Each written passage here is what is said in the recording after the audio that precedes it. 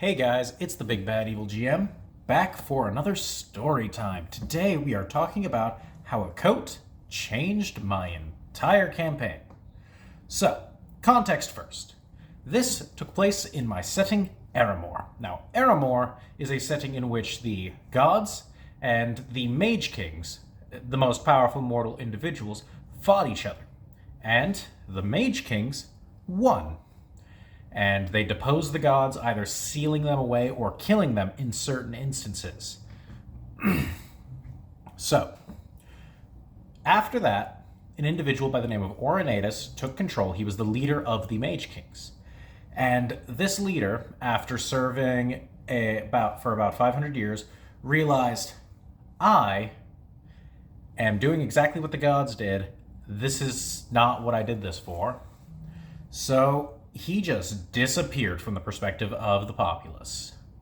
Now, moving on to Session 0. Session 0, I had each of the characters roll up these little magical artifacts related to either the gods or the Mage Kings. It was in some way related to the war.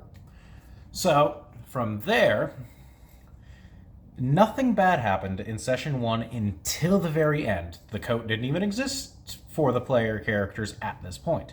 But one of my player characters got crit, and as this was a Pathfinder first edition game, the thing that they got crit with was a great axe. And for those of you in the know, a great axe does a ×3 critical. And in Pathfinder first edition, you don't just multiply the dice, you multiply everything basically except precision damage and additive damage. So if it's a flaming weapon, I don't believe that you add the flaming unless it's flaming burst, in which case you get to add an extra d10, but you don't add the flaming in general. Now, so, I say now and so a lot. Anyways, so that character got fucking murked. And that is how I do my games. It sucks, it happens. I should probably run less games at level 1. So they died, they decided to make a new character. This character's name was Titus. Their species was a species called the Agolem. Now, the Agolem are a type of creature that was created from the war a while back. They were exposed to the magical energies of the fight, and it caused a lot of inanimate statues to come to life over time. Now, Titus specifically came to life about 3 months prior to the game as a whole. So he got a nice little coat, kind of like this one that I like. His was more of a trench coat, mine's just a jacket. And it had pockets that were bigger on the inside. Yeah, you know who I'm talking to. Anyways, they acted as little bags of holding. And these little bags of holding would store things in an actual stasis field. So he could put things like soup in it, a bowl of soup, and pull it out, and the bowl of soup was still hot. It was really cool. This game went on until about 7th level. It might have been 5th. I do not remember specifically. It was a while ago. But every odd level, their items either increased in their capability or gained a new capability. At 7th level, I believe, was the level that this happened, Titus gained an item that allowed him to go into the coat and see what was in it. And he saw this large individual chained in a giant cell. This individual being like 15 feet tall, runes all along his skin in a language that Titus could not understand.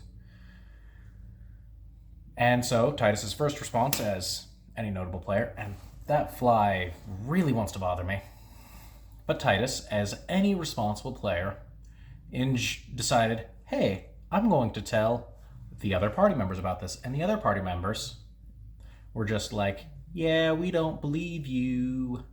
So Titus jumped back in, and I probably should have seen this coming, but, you know, hindsight in 2020.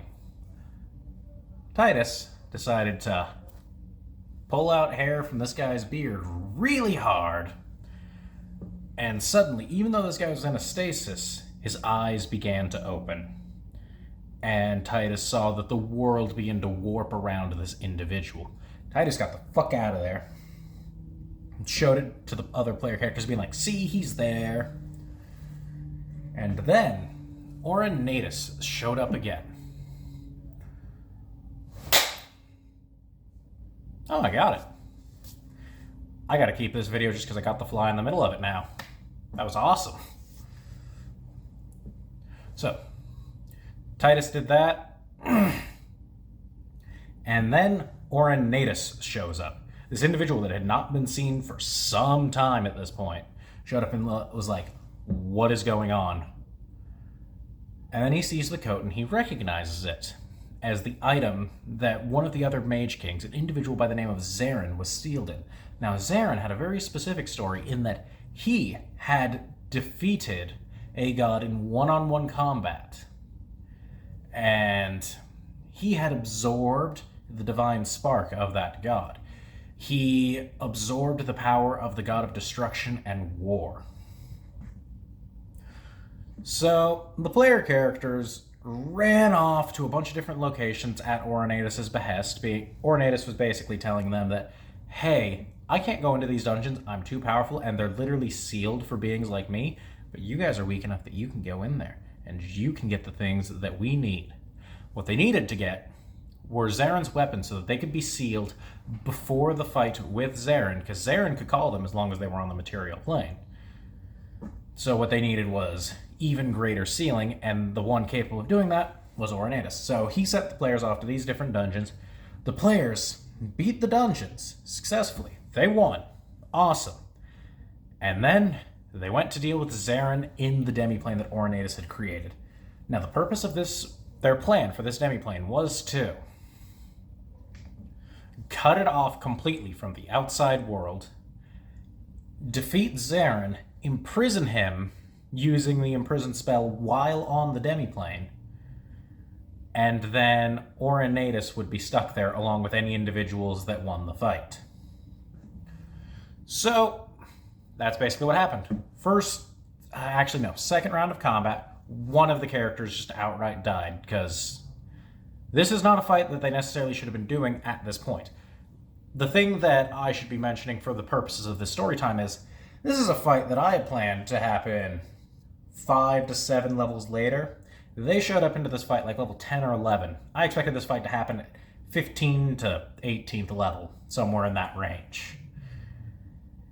Zarin kicked their fucking asses, but they were able to hold him off long enough so that Oranatus was able to enact the seal, and then he showed up to find everybody else had died.